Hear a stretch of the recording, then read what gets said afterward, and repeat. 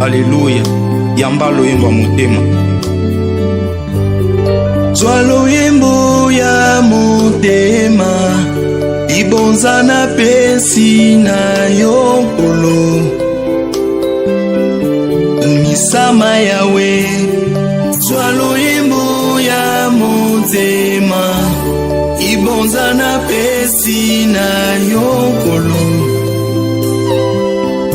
Umisama yawe. Kembo ezali ya yo, ibonza na pesi na yokolo. Umisama yawe. Kembo ezali ya yokolo, ibonza na pesi na yokolo. Umisama yawe. Nani oya kufelanga, atika nkembo na likolo. Ezali yo Yesu.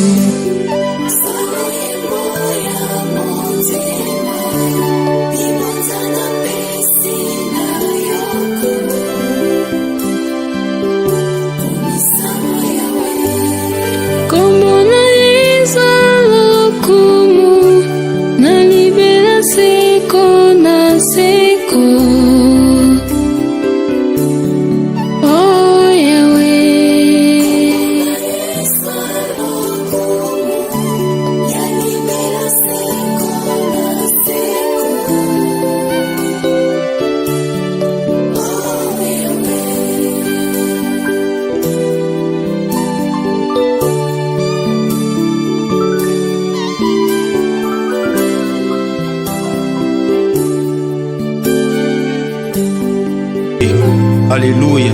Yamba loyembo motema.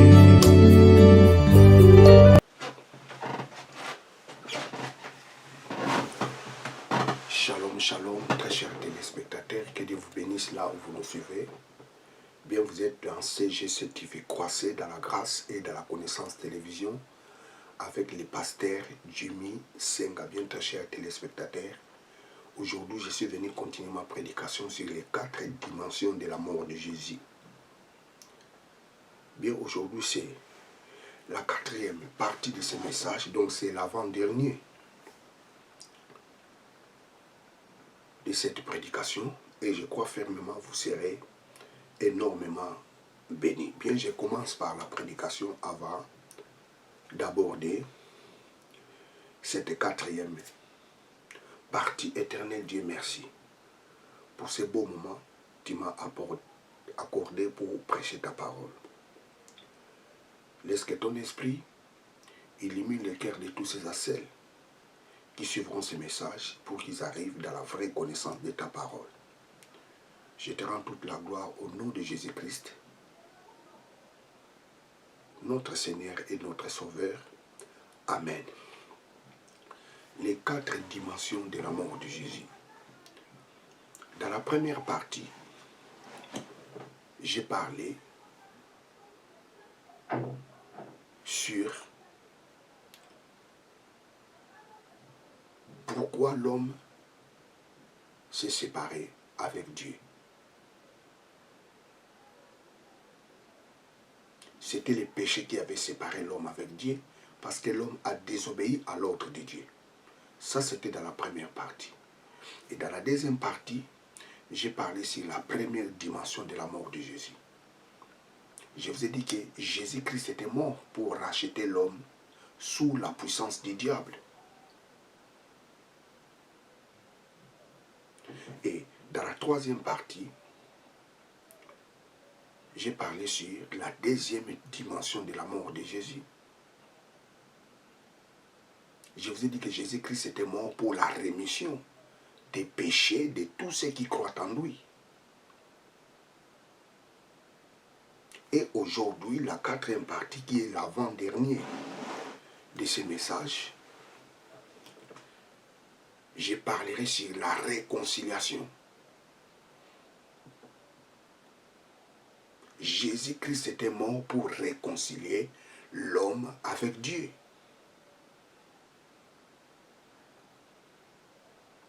Praise God, alléluia. Colossiens chapitre 1, verset 20. Lisons le verset 20. Et par lui, a réconcilié toutes choses avec elle-même, ayant fait la paix par le sang de sa croix. Par lui, soit les choses qui sont sur la terre, soit les choses qui sont dans les cieux. Jésus-Christ était mort pour réconcilier l'homme avec Dieu. Et la Bible précise très bien les choses qui sont dans les cieux et les choses qui sont sur la terre. Vous savez, cela montre tout simplement les péchés d'Adam a souillé même les choses qui sont dans les cieux. Les péchés d'Adam a souillé les cieux. Les péchés d'Adam a souillé la terre. Je relis. Et par lui a réconcilié toutes choses avec elle-même, ayant fait la paix par le sang de sa croix. Par lui, soit les choses qui sont sur la terre, soit les choses qui sont dans les cieux. C'est très important, je relis. Et par lui a réconcilié toutes choses. Il a réconcilié toutes choses. Au ciel et sur la terre. Et la Bible nous dit par son sang. Oh, j'ai relis. Et par lui a réconcilié toutes choses avec elle-même, ayant fait la paix par le sang de sa croix. Ayant fait la paix par le sang de sa croix. Vous savez, le mot réconciliation,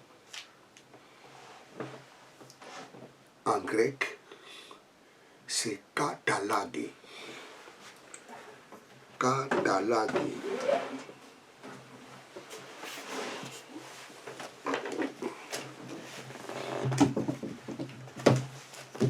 Katalage.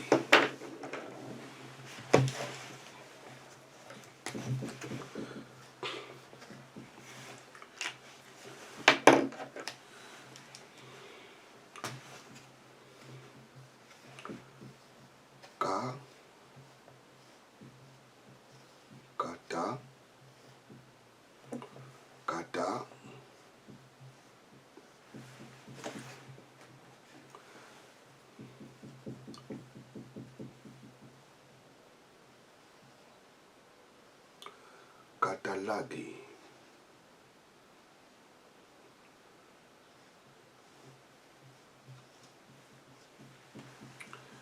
Katalage. Katalage signifie réconciliation.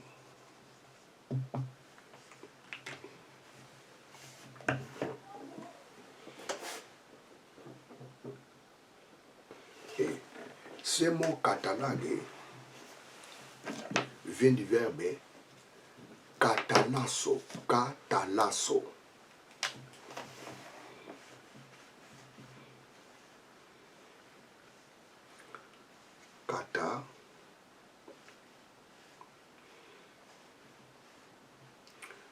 Katalasso.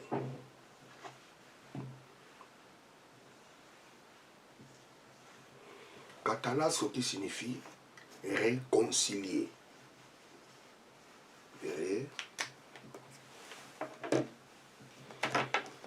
Katalasso qui signifie réconcilier. Réconcilier.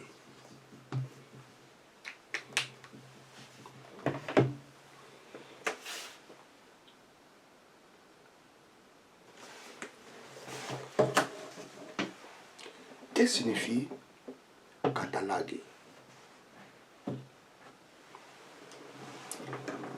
Ou que signifie katalasso?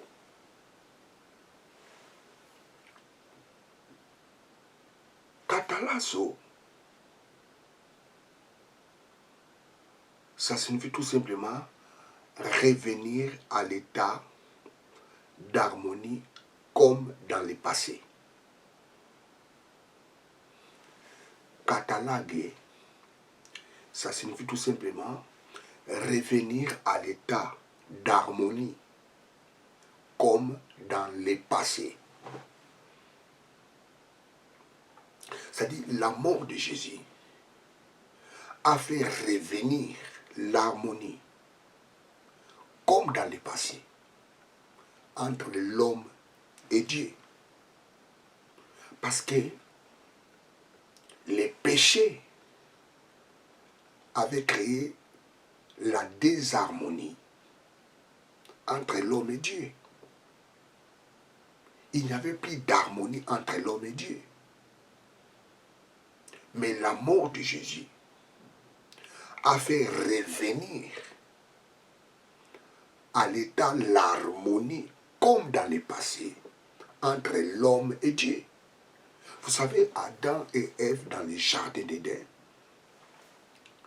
étaient en harmonie avec Dieu.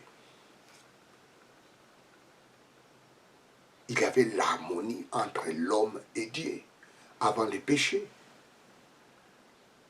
Mais la désobéissance de l'homme a fait que l'homme et Dieu soient séparés. Il n'y avait plus l'harmonie entre les deux. Mais la mort de Jésus a réconcilié l'homme. La mort de Jésus a fait revenir à l'état d'harmonie comme dans le passé entre l'homme et Dieu.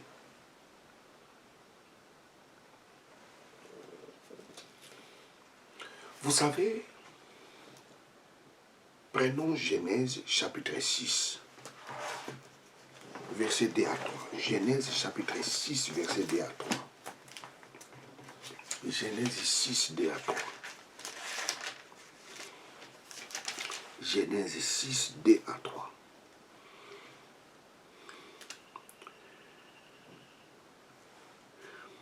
Que les fils de Dieu virent les filles des hommes, qu'elle était belle, et ils prirent des femmes d'entre toutes celles qu'ils choisirent. Et l'Éternel dit, mon esprit ne contestera pas toujours avec l'homme, puisque lui n'est que chair, mais ses jours seront de 120 ans. Dieu dit, hey, mon esprit ne restera plus dans l'homme. Vous savez, Adam et Ève dans le jardin d'Éden étaient dirigés par le Saint-Esprit. La Bible nous dit, mon esprit ne restera plus dans l'homme. Cela signifie tout simplement, l'Esprit de Dieu était dans la vie d'Adam et Ève avant le péché, avant de désobéir dans l'ordre de Dieu. Adam et Ève étaient baptisés dans le Saint-Esprit. Ils étaient dirigés par le Saint-Esprit. Mais les jours qu'ils avaient désobéi à l'ordre de Dieu, l'Esprit de Dieu se retira en eux. Mon esprit ne restera plus dans l'homme.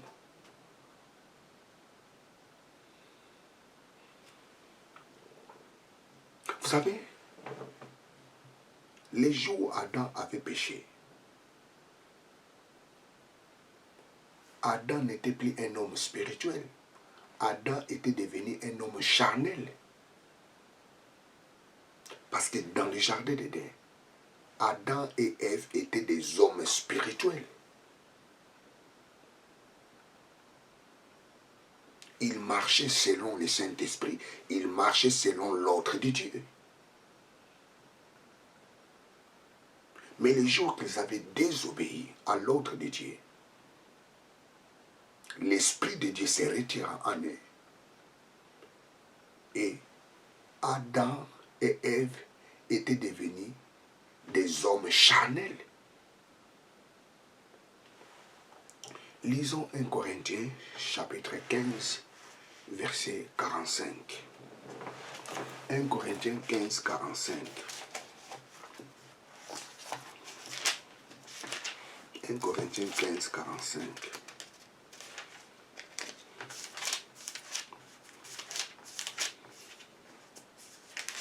« 1 Corinthiens 15, 45.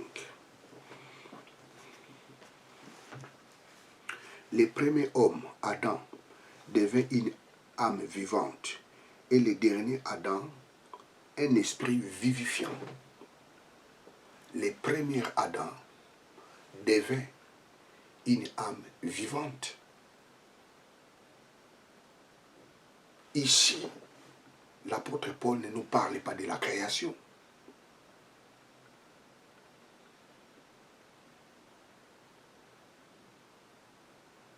Adam devint une âme vivante. Et le second Adam devint un esprit vivifiant.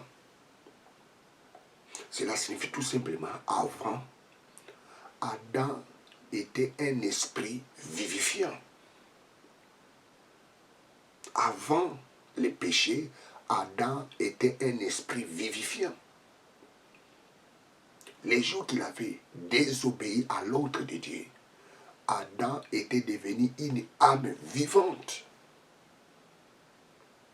C'est pour ça que la parole de Dieu nous dit, hey, le premier Adam devait une âme vivante et le second Adam devient un esprit vivifiant.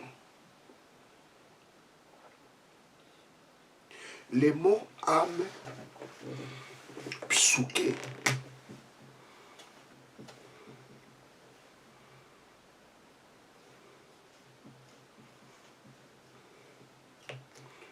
psuké signifie âme.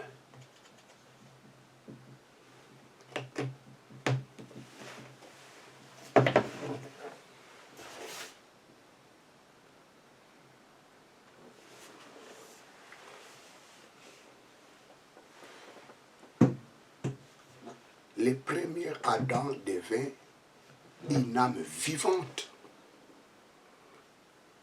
D'une autre façon, le premier Adam devient une âme, plutôt le premier Adam devient un homme charnel.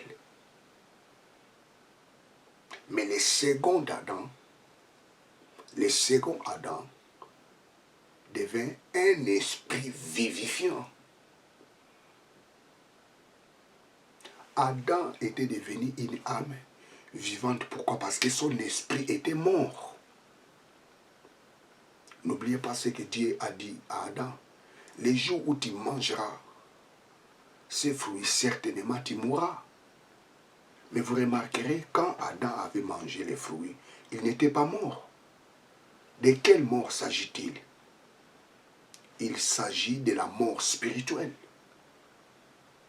C'est pour cela que l'apôtre Paul dit, Adam devint une âme vivante. Mais le second Adam devint un esprit vivifiant.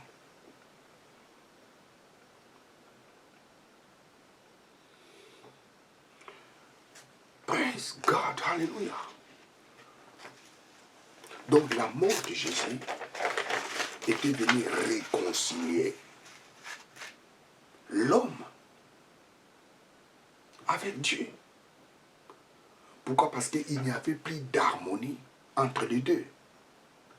Et la mort de Jésus était venue rétablir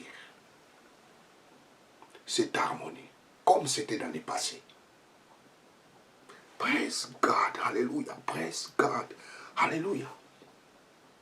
Lisons Romains chapitre 5, verset 10.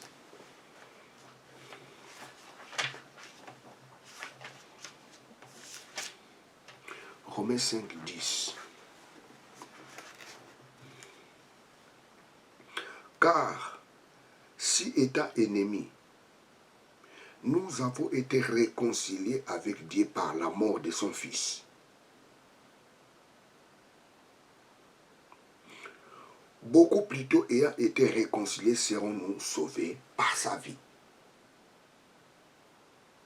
Je relis. Car si étant ennemis, nous avons été réconciliés avec Dieu par sa mort. La mort de Jésus a réconcilié l'homme pécheur avec Dieu. Praise God, alléluia. Mais écoutez,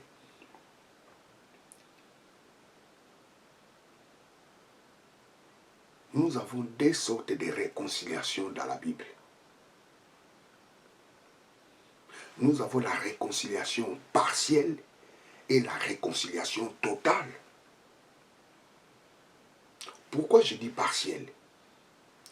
Lisons encore Romains chapitre 5 verset 10.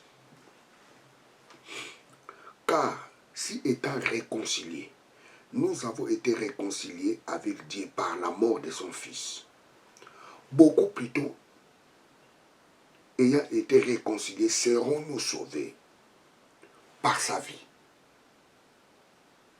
Nous avons des réconciliations ici.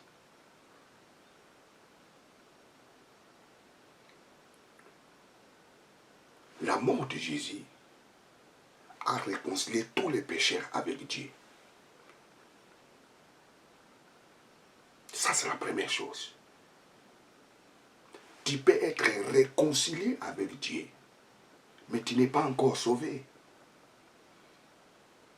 Lisons ce passage. Beaucoup plutôt ayant été réconciliés seront sauvés par sa vie. Dans la première réconciliation, c'était par sa mort. La mort de Jésus réconcilie l'homme avec Dieu. Ça, c'est la réconciliation partielle. Quoique l'homme pécheur est réconcilié avec Dieu, mais il n'est pas encore sauvé. Je lis pour la dernière fois. Car si étant ennemis, nous avons été réconciliés avec Dieu par sa mort, par la mort de son Fils. Beaucoup plutôt ayant été réconciliés, serons-nous sauvés par sa vie.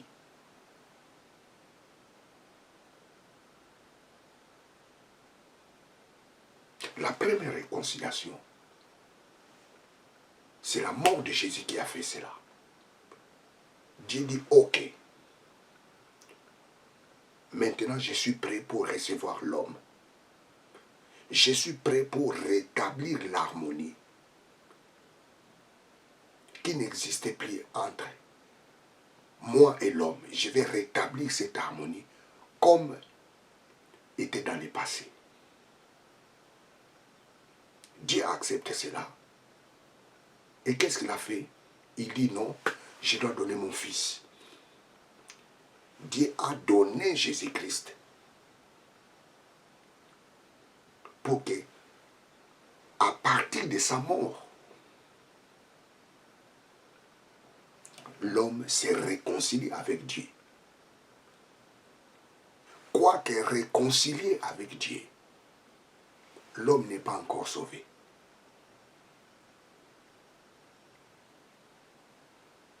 C'est très important. J'ai lu. Car si étant ennemis, nous avons été réconciliés avec Dieu par la mort de son Fils. Ça, c'est la réconciliation partielle. Beaucoup plutôt ayant été réconciliés. Ceux qui sont réconciliés seront sauvés par sa vie. Ceux qui sont réconciliés avec Dieu, ils seront sauvés. Ils seront sauvés comment? Lorsqu'ils vont croire au Seigneur Jésus-Christ. L'homme qui est réconcilié avec Dieu et qui ne croit pas à ce que Jésus-Christ a fait, quoique réconcilié avec Dieu, mais cette personne reste toujours pécheur. cette personne n'est pas encore sauvée. Ça, c'est la réconciliation partielle. La mort de Jésus nous réconcilie avec Dieu. Dieu accepte de rétablir l'harmonie.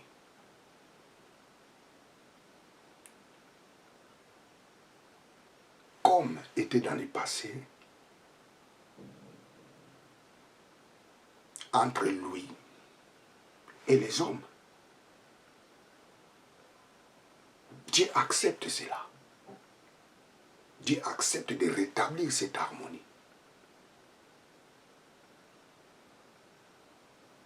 Ça, c'est la réconciliation partielle.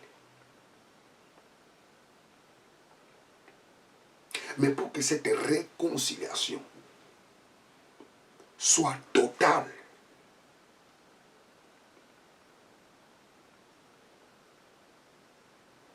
l'homme doit faire quoi?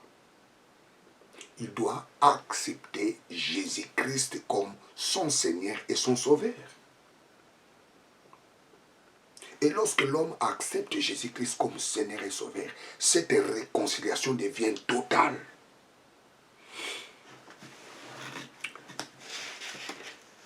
Waouh, waouh.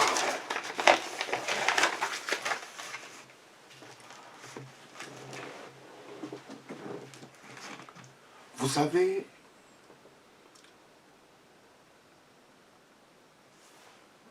comme nous dit l'Épître aux Colossiens, prenons Colossiens chapitre 1er.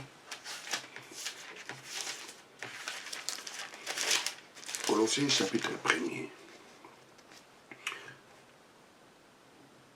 Verset 20.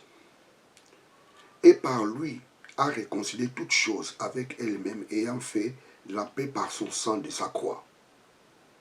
Par lui, soit les choses qui sont sur la terre, soit les choses qui sont dans les cieux.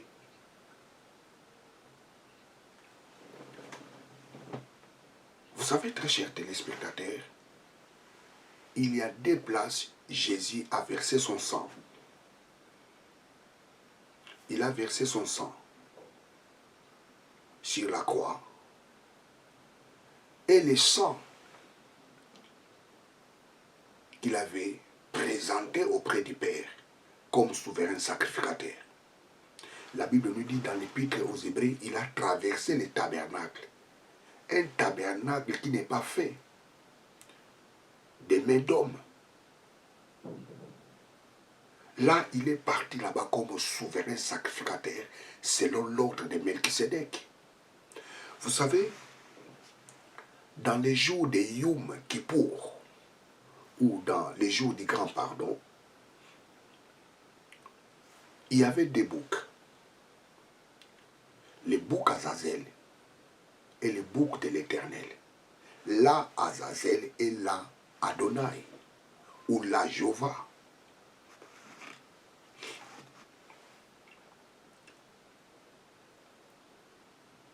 Mais vous remarquerez, les boucs Azazel, on les chassait.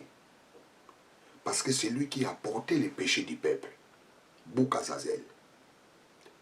Et les boucs de l'Éternel, il y avait des choses, on les gorgeait. Et il y avait le sang qui coulait dans l'autel. Et le sang qu'on amenait dans les lieux très saints.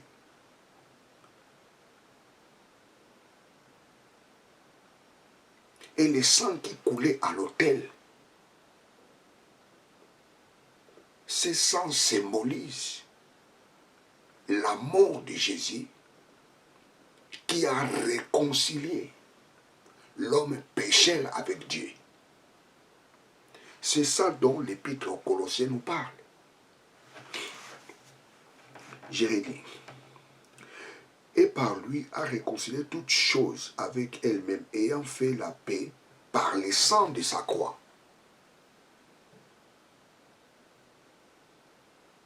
Jésus-Christ sur la croix, il est comme les boucs de l'Éternel qu'on sacrifie, qu'on égorge dans l'autel.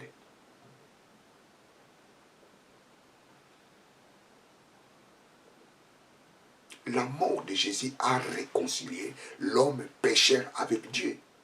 Il a versé son sang sur la croix pour réconcilier l'homme pécheur avec Dieu. Mais attention, le sang de Jésus versé sur la croix n'efface pas les péchés. Le sang de Jésus versé sur la croix réconcilie les pécheurs avec Dieu. Ici, nous sommes dans les jours de Yom Kippour.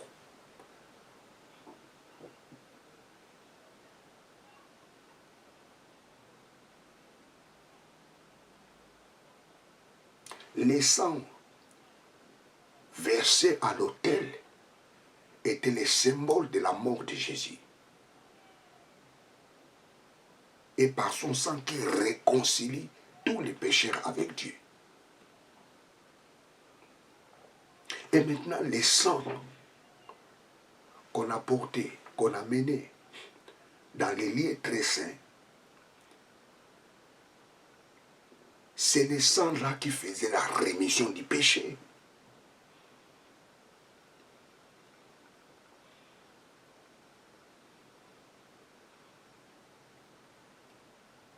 Praise God. Les sangs qu'on a menés dans les lieux très saints, c'est les sangs-là qui faisaient la rémission du péché. Qu'est-ce que cela signifie? Jésus-Christ est mort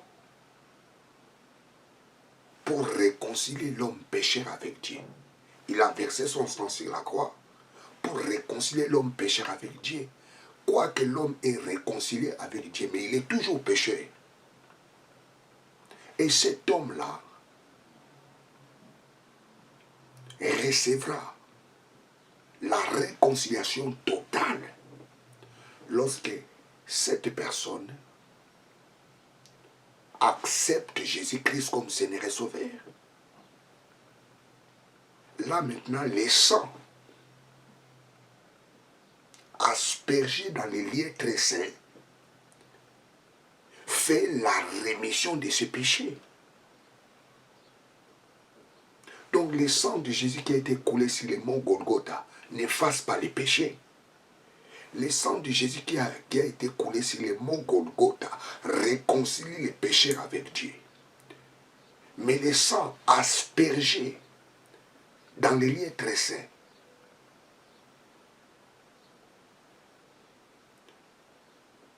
c'est ce sang-là qui fait la rémission de nos péchés.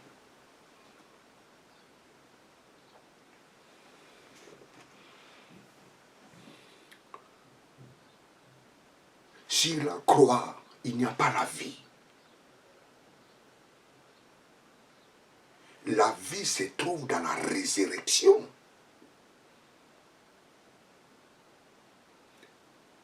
La rémission des péchés se faisait lorsque les souverains sacrificateurs sortaient du tabernacle. Praise God. Ça, c'était la résurrection. Lorsque les souverains sacrificateurs sortaient du tabernacle.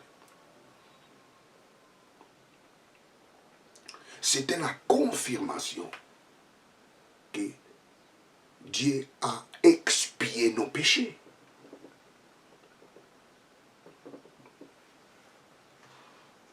Je reprends, le sang de Jésus sur la croix n'a pas effacé les péchés. Le sang de Jésus sur la croix a réconcilié l'homme avec Dieu.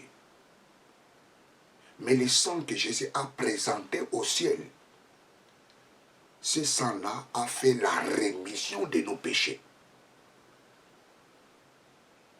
C'est-à-dire, lorsque quelqu'un croit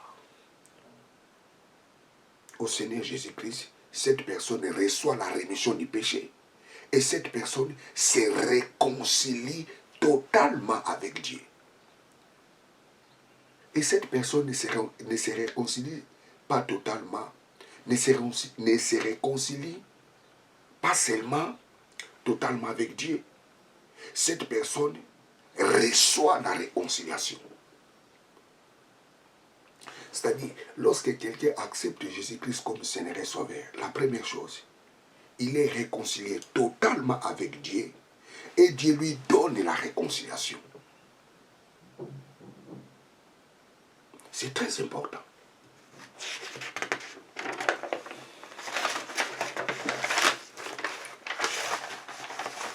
Lisons Romains chapitre 5, verset 11. Romains 5, 11. Romains 5, 11. Romains 5, 11. Et non seulement cela, mais aussi nous glorifions en Dieu par notre Seigneur Jésus-Christ, par lequel nous avons maintenant reçu la réconciliation. Je relis. Et non seulement cela, mais aussi nous glorifions en Dieu par notre Seigneur Jésus-Christ, par lequel nous avons maintenant reçu la réconciliation. C'est-à-dire, les païens n'ont pas reçu la réconciliation. Mais Dieu a fait la réconciliation avec eux. Mais en Christ, c'est-à-dire ceux qui ont accepté Jésus-Christ comme Seigneur et Sauveur, Dieu leur a donné la réconciliation.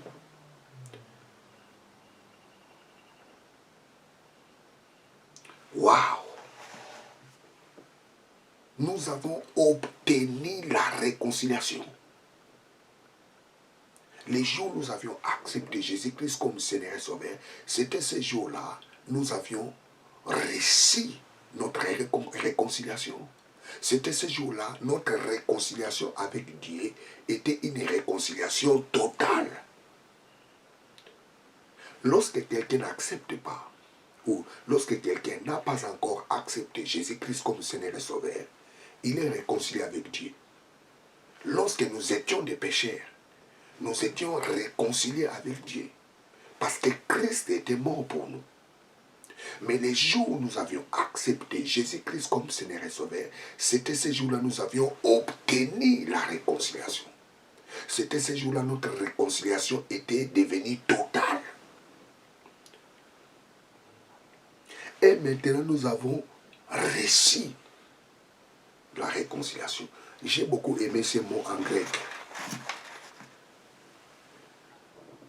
Lambano. Le mot grec qui est écrit ici dans Romains chapitre 5, verset 11, c'est elabomen, elabomen. Elabomen.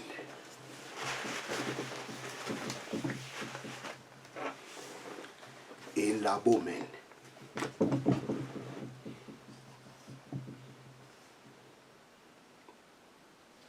Et là, elabomen.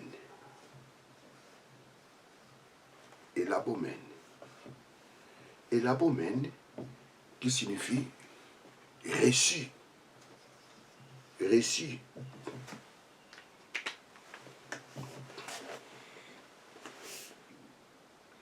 Ou je dirais a reçu. A reçu. Ce n'est pas reçu, a reçu. C'est le participe passé. A reçu.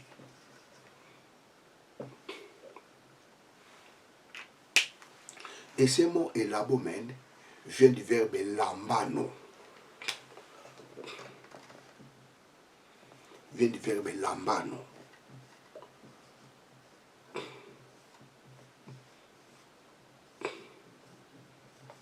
Lambano. Lambano qui signifie recevoir.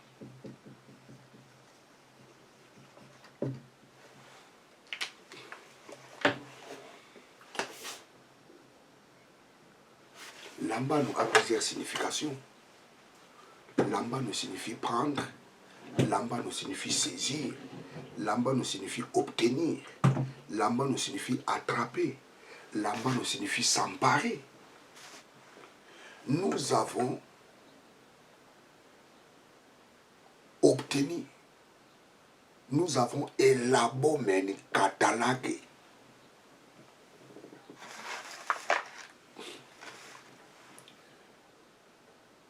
Nous avons saisi l'harmonie. qui existait avant entre l'homme et Dieu. Les jours où nous avions accepté Jésus-Christ comme Seigneur et Sauveur, nous avions saisi, nous avions attrapé. Nous nous sommes emparés de l'harmonie qui existait avant entre l'homme et Dieu. My God!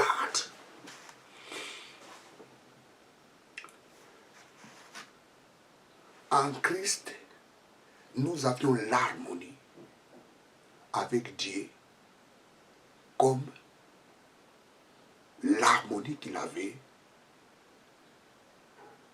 avec Adam dans le jardin d'Éden. Je reprends. Les jours où nous avions accepté Jésus-Christ comme Seigneur et Sauveur, nous avions attrapé, nous avons saisi, nous avions obtenu, nous nous sommes emparés de l'harmonie que Dieu avait avec Adam dans le jardin d'Éden. Et dans le jardin d'Éden, Adam tombait malade. Si Adam et Ève ne tombaient pas malades dans le jardin d'Éden, en Christ, tu ne tomberas pas malade. Tu dois refuser de tomber malade en Christ. Parce qu'en Christ, nous avons l'ambano. Nous avions l'ambano. L'harmonie que Dieu avait dans le passé avec Adam.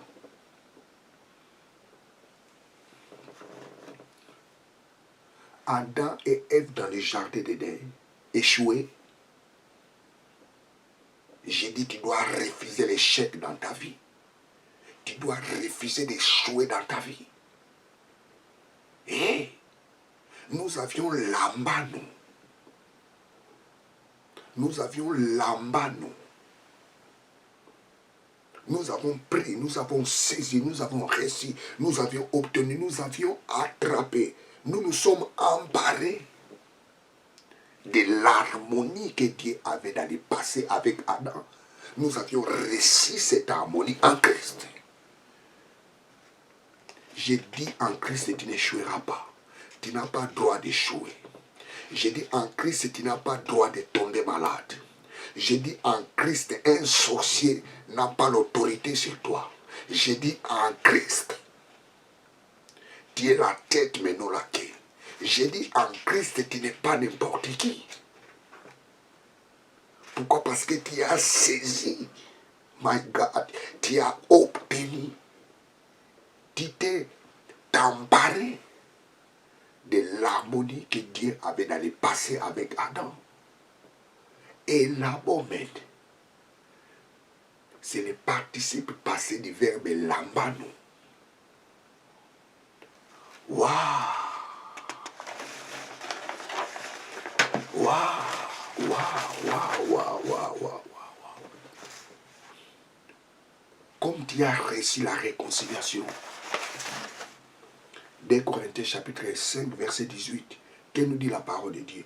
Dieu nous a donné le ministère de la réconciliation. Les païens n'ont pas le ministère de la réconciliation. Parce qu'ils n'ont pas reçu la réconciliation. Dieu s'est réconcilié avec eux par la mort de Jésus.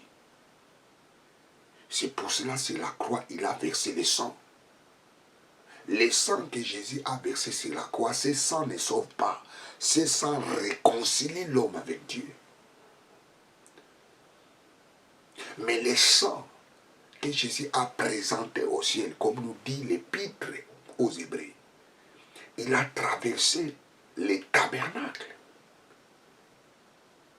Un tabernacle qui n'est pas fait de mains d'homme. Il a traversé ce tabernacle pour présenter son sang. Waouh! C'est ce sang-là qui fait la rémission du péché. C'est ce sang-là, lorsque quelqu'un accepte Jésus-Christ comme Seigneur et Sauveur, obtient la réconciliation totale avec Dieu et Dieu lui donne la réconciliation. Waouh!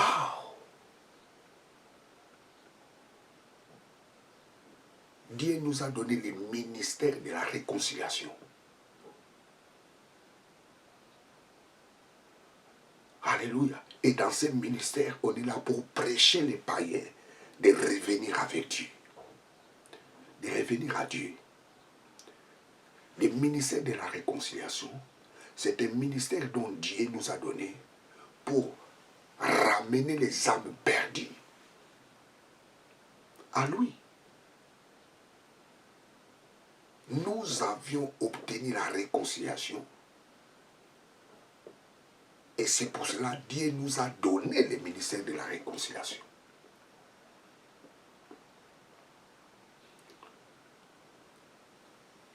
Dès Corinthiens 5, 18, Dieu nous a donné le ministère de la réconciliation.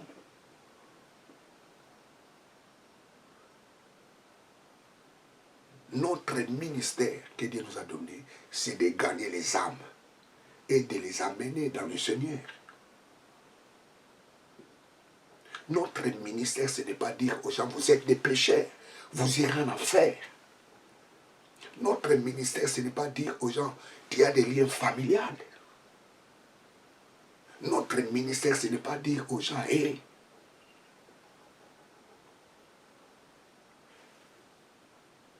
rien ne marche dans ta vie. Il faut gêner. Ce n'est pas ça le ministère que Dieu nous a donné. Dieu nous a donné le ministère de la réconciliation. Ça signifie ramener les gens vers lui. Dire aux gens que Jésus-Christ était mort pour vous. Dire aux gens, si tu crois en lui, tu seras sauvé. Praise God, alléluia. Nous avions la mano. Alléluia. Nous avions obtenu l'harmonie que Dieu avait dans le passé avec Adam. Adam dans le jardin d'Éden était un homme spirituel. Je te dis, tu es un homme spirituel en Christ. Adam et Ève dans le jardin d'Éden n'échouaient pas. Je dis, l'échec n'est pas le partage de ta vie. Adam et Ève dans le jardin d'Éden allaient de prospérité en prospérité. Je te dis, en Christ, tu iras de prospérité en prospérité. Que personne te prêche la malédiction. Que personne te prêche l'échec. Que personne te prêche les liens familiaux. Praise God, alléluia. Nous avions l'ambano. Nous avions saisi l'harmonie que Dieu avait avant dans les jardins d'Éden. En Christ. C'est-à-dire, en Christ, nous sommes retournés dans les jardins d'Éden. Tu dois refuser de tomber malade. Tu dois refuser l'échec dans ta vie. Tu dois refuser cela. Parce que Christ t'a ramené dans les jardins d'Éden. Je reprends, Christ t'a ramené dans les jardins d'Éden. Praise God, alléluia. Bien, chers téléspectateurs, vous êtes avec le pasteur Jimmy Senga. Je suis à la fin de ma prédication. Est-ce que tu veux accepter Jésus-Christ comme Seigneur et Sauveur? Est-ce que tu veux obtenir la réconciliation? L'apôtre Paul dit, hey, nous avions obtenu la réconciliation. Est-ce que tu veux obtenir la réconciliation qui vient de Dieu? Tu dois accepter Jésus-Christ comme Seigneur et Sauveur. Est-ce que tu veux l'accepter? Fais cette prière avec moi. Tu vas répéter tout ce que je dirai. Si je dis mon nom, toi tu diras le tien ou la tienne. Tu veux accepter Jésus-Christ comme Seigneur et Sauveur? Fais cette prière avec moi. Éternel Dieu, je confesse dans ma bouche le Seigneur Jésus Je crois dans mon cœur que Dieu l'a ressuscité d'entre les morts pour que je sois sauvé. Papa, merci parce que moi, Jimmy, je suis sauvé. Je confesse dans ma bouche le Seigneur Jésus. Je crois dans mon cœur, il était mort pour mes péchés. Il a ressuscité pour que je reçoive la vie éternelle. Papa, merci parce que j'ai la vie éternelle. Papa, merci parce que je confesse Jésus-Christ dans ma bouche. Je crois qu'il est mon Seigneur. Je crois qu'il est mon Sauveur. Papa, merci parce que j'ai la vie éternelle. Papa, merci parce que je suis devenu ton enfant. Papa, merci parce que je suis né de nouveau. Papa, reçois toute la gloire. Au nom de Jésus-Christ. Amen. La prière que tu viens de faire vient de changer le cours de ta vie. Tu n'es plus la même personne. Tu es devenu une nouvelle créature. Alors ce que tu dois faire, tu dois chercher une église. Cherche une église pour faciliter ta croissance spirituelle. Et quand tu iras dans l'église, dis au pasteur, pasteur, je vais être baptisé. Et si le pasteur te dit, tu veux être baptisé, pourquoi? Tu répondras au pasteur, parce que j'ai accepté Jésus-Christ comme Seigneur et Sauveur. Si le pasteur te pose la question, comment tu l'as accepté? Tu diras au pasteur, je l'ai confessé dans ma bouche. J'ai cru en lui. Il était mort pour mes péchés. Et il a ressuscité d'entre les morts pour que je reçoive la vie éternelle. Et le pasteur te donnera les programmes de l'église pour que tu sois baptisé. Alors témoigne cela aux gens. Témoigne cela aux membres de ta famille. Que tu es devenu enfant de Dieu. Et à chaque fois, continue toujours à suivre nos vidéos. Que Dieu vous bénisse. Ciao.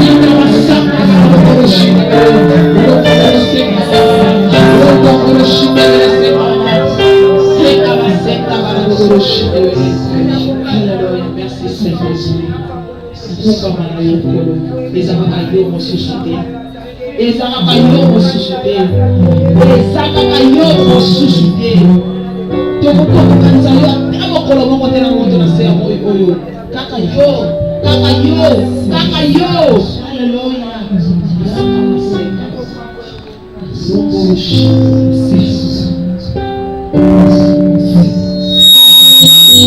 amen amen betela nozambe ya maboko makasi beta maboko makasi po ye abongiselaka wana mboka bomona na yo